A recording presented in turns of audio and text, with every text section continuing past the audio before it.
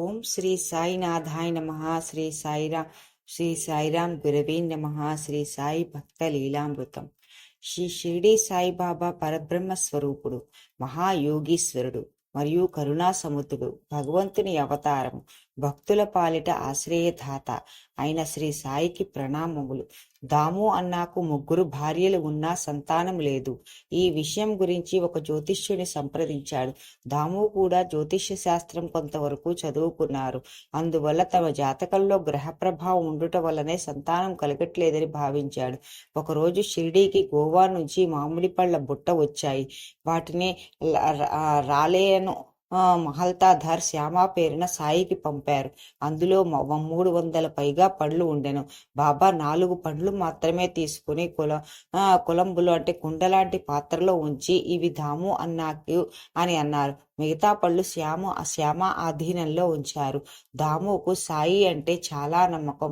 మామిడి పండ్లు చేరిన 2 గంటల తర్వాత దాము అన్న బాబాను దర్శించారు. దాము సాయిని నమస్కరిస్తూ సమయంలో, బాబా, ఇక్కడికి వచ్చిన అందరూ నేను దాచిన మామిడి పండ్లే చూస్తున్నారు. అవి దాము అన్నాకు దాచాను అని, దామునే తిని చావాలి అని అన్నారు. సాయి మాటలు దాము భయపడ్డాడు. పక్కనే ఉన్న మహల్సపతి, ఇక్కడ చావు అంటే అహంకారం అనగా దాములో ఉన్న అహంకారాన్ని చంపడం అని అర్థం. ఇది బాబా ఆశీర్వాదాన్ని వివరించాడు. బాబా మామిడి పళ్ళను దాముకు ఇస్తూ, నువ్వు తినకుండా నీ చిన్న భార్యకి ఇవ్వు, 4 కొడుకులు 4 కూతుర్లు పుడతారు అని అన్నారు. బాబా చెప్పినట్లుగా చేశారు. కొంతకాలానికి బాబా చెప్పినట్లుగా జరిగింది. బాబా సమాధి తర్వాత కూడా తన లీలలను చూపుతూనే ఉన్నారు. మనస్ఫూర్తిగా శరణం జొచ్చిన వారిని, నేను సమాధి చెందినప్పటికీ నా ఎముకలు మాట్లాడి మీ ఆశను నమ్మకాన్ని కలిగిస్తాయి. నేనే కాదు, నా సమాధి మాట్లాడుతుంది, కదులుతుంది. నా యందు మనస్పూర్వకంగా నమ్మకం ఉంచి వారి క్షేమమును కనుగొందును, మీరు మిక్కిలి మేలు పొందుదురు అని సాయిబాబా తన భక్తులకి పూర్తి భరోసా హామీ ఇచ్చారు. ఇప్పటికీ సాయి యందు పరిపూర్ణమైన హృదయపూర్వకమైన భక్తి కలిగిన భక్తులు యోగక్షేమాలు చూస్తూ, దుఃఖముల నుండి, ఆపదల నుండి బాబా కాపాడుతూ రక్షిస్తూనే ఉన్నారు. ఓం శ్రీ సాయినాథాయ నమః. శ్రీ సాయిరాం గురవే నమః. ఓం శాంతి శాంతి శాంతి శాంతి శాంతి.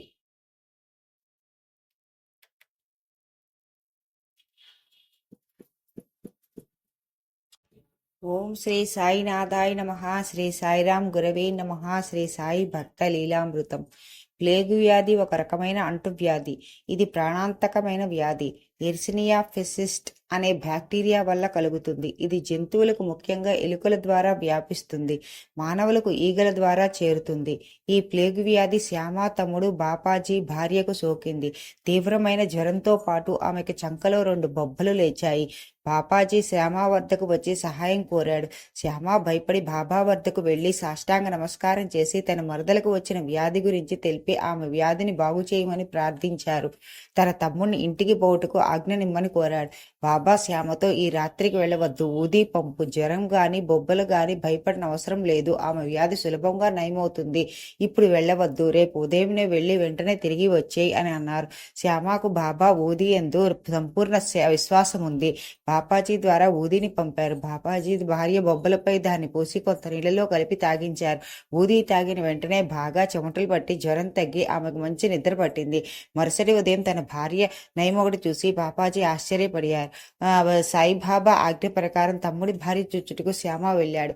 ఆమె పొయ్యి దగ్గర తేనేరు చేస్తుంది. అది చూసి బాబా రాత్రి ఇచ్చి 1 రాత్రిలోనే ఆమె బాగైందని శ్యామకు బాపాజీ చెప్పారు. అందుకే బాబా ఉదయాన్నే వెళ్లి వెంటనే తిరిగి రమ్మని చెప్పారని. అలా శ్యామ ఆ మాటల భావాన్ని తెలుసుకున్నాడు.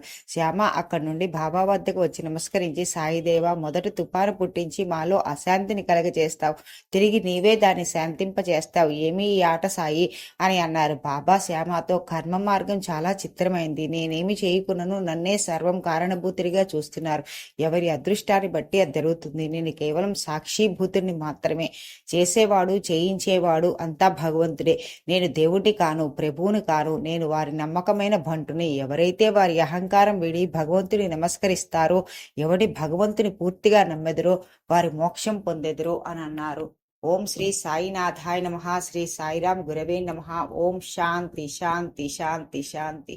ఓం శ్రీ సాయినాథాయ నమః. శ్రీ సాయిరాం గురవే నమః. శ్రీ సాయి భక్త లీలామృతం. సాయిబాబా అపారమైన శక్తి గలవాడు. ఆయన సర్వజ్ఞుడు, అంతులేని జ్ఞానం కలవాడు. న్యాయమునందు పరిపూర్ణత గలవాడు మరియు ఆయన ప్రేమకు మూర్తివంతమైన వాడు. సర్వము చూడగల ఆయన కన్నులు సర్వం గమనిస్తాయని, భవిష్యత్తు సంఘటనలు సర్వం అవగతమవుతాయని ఈ చిన్న కథ ద్వారా తెలుసుకుందాం. ఒకనాడు బాబా ద్వారకామాయిలో కూర్చుని ఉన్నాడు. బాబా దర్శనానికి వచ్చిన ఒక భక్తుడు బాబా ముందు కూర్చుని ఉన్నాడు. ఆ సమయంలో ఒక బల్లి టిక్కు టిక్కుమంటూ పలికింది. బాబా ముందర కూర్చున్న భక్తుడు కుతూహలతో ఆపుకోలేక గోడ మీద ఉన్న బల్లి చూపిస్తూ, ఆ పలుకులకు అర్థమేంటి? ఇది శుభశకునమా అపశుభ శకునమా అని బాబాని అడిగారు. అప్పుడు బాబా ఆ భక్తుడితో, అదా తన చెల్లెలు ఔరంగాబాద్ నుండి తన కోసం వస్తోందన్న ఆనందంలో ఉంది అని అన్నాడు. బాబా సమాచారానికి ఆ భక్తుడు ఆశ్చర్యపోయి ఏమీ మాట్లాడకుండా కూర్చున్నాడు. ఔరంగాబాద్ నుండి బాబా దర్శనానికి గుర్రం మీద ఒక వ్యక్తి వచ్చి ద్వారకామయి ముందర గుర్రం ఆపి దిగాడు. గుర్రము ఆకలితో ఉన్నందున ఆ వ్యక్తి ఉలవలు తెచ్చుటకు తన భుజం పైన ఉన్న సంచిని బిదిలించాడు. అందులోంచి ఒక బల్లి కింద పడి గబగబా ద్వారకామయి గోడపైకి పాకింది. ద్వారకామయిలోని బల్లి ఔరంగాబాద్ నుండి వచ్చిన బల్లిని చూసింది. తను అడిగిన భక్తుడు ఆ బల్లులు గమనించి బాబా చెప్పారు. ఆ రెండు బల్లులు కలుసుకుని ఒకరినొకరు కౌగిలించుకుని ముద్దాడుకున్నాయి. చాలా కాలం తర్వాత కలుసుకున్నామన్న సంతోషంతో గుండ్రంగా తిరుగుతూ మిక్కిలి ప్రేమతో ఆడాయి. ఇదంతా అక్కడున్న వారంతా గమనించారు. ఆ వింతకు చాలా ఆశ్చర్యపడ్డారు. అక్కా చెల్లెళ్ళు కలుసుకుంటారని బాబా ముందుగానే తెలిపాడు. ఇది చాలా విచిత్రం. ఉన్న సాయిబాబా సర్వజ్ఞుడు అనటానికి ఈ కథ ఒక నిదర్శనం. సర్వ ప్రాణుల యందు సాయి నివసిస్తాడని గమనించి వారి ప్రేమను ఆదరిద్దాం, పూజిద్దాం. ఈ విధంగా మేలు కలిగిన వారు ధన్యులు, పావనులు, అదృష్టవంతులు. ఓం శ్రీ సాయినాథాయ నమః. శ్రీ సాయిరాం గురవే నమః. ఓం శాంతి శాంతి శాంతి శాంతి. ఓం శ్రీ సాయినాథాయ నమః. శ్రీ సాయిరాం గురవే నమః. శ్రీ సాయి భక్త లీలామృతం. జీవిత పరమార్థం అనేది మనిషిని ఆలోచించే ఒక ముఖ్య ప్రశ్న. ఇది వ్యక్తిగతమైనది మరియు ప్రతి ఒక్కరూ దాన్ని అర్థం చేసుకోవడానికి వేరే మార్గాలున్నాయి. జీవితం అనేది ఒక అనుభవం, జీవితం అనేది ఒక ప్రయాణం, జీవితం అనేది ఒక లక్ష్యం, జీవితం అనేది ఒక సృజన, జీవితం అనేది బహుమానం, జీవితం అనేది ఒక బాధ్యత, జీవితం అనేది ఒక అవకాశం, జీవితం అనేది ఒక ప్రక్రియ, జీవితం అనేది ఒక సంబంధం, జీవితం అనేది ఒక సందేశం. జీవిత పరమార్థం గురించి అనేక భిన్నమైన ఆలోచనలు ఉన్నాయి, కానీ ప్రతి ఒక్కరూ తమ జీవితానికి తాము అర్థం కల్పిస్తారు. సర్దార్ కాకాసాహెబ్ మేర్కర్ కుమారుడు బాలాసాహెబ్ మేర్కర్ కోపర్గ్రామ్కు మహల్తాదారు.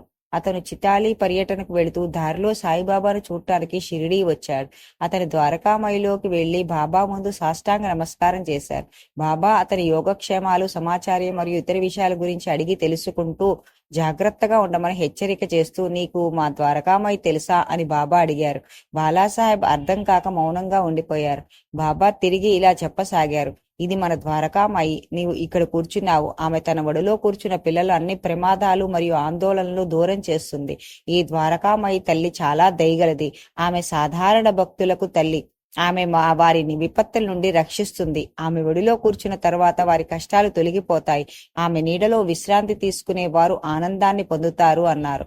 అప్పుడు బాబా అతనికి ఊది ఇచ్చి అతని తలపై తన రక్షణ చేతిని ఉంచారు.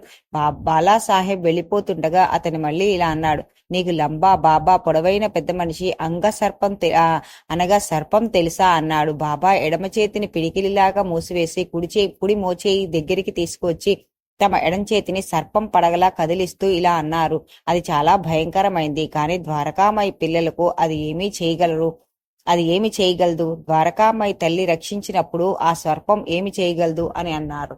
ఓం శ్రీ సాయినాథాయ నమః. శ్రీ సాయిరాం గురవే నమః. ఓం శాంతి శాంతి శాంతి శాంతి శాంతి.